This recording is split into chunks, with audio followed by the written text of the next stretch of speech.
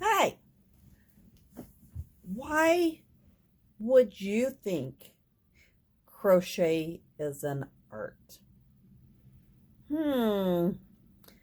Crochet is an art that uses a hook, a crochet hook.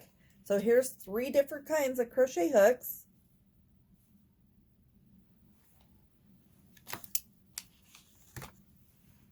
And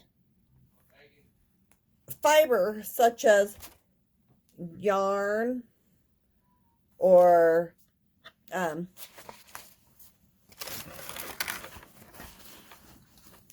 thread. I can't crochet with thread after having strokes.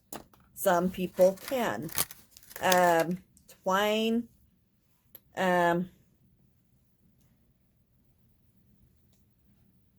To create crocheted fabric.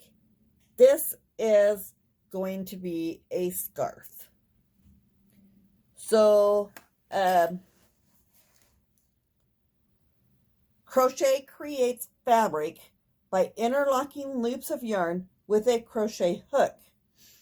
This process can be used to make projects such as blankets, scarves, hats, and more. So here I have a blanket. Here I have a wreath with flowers on it. And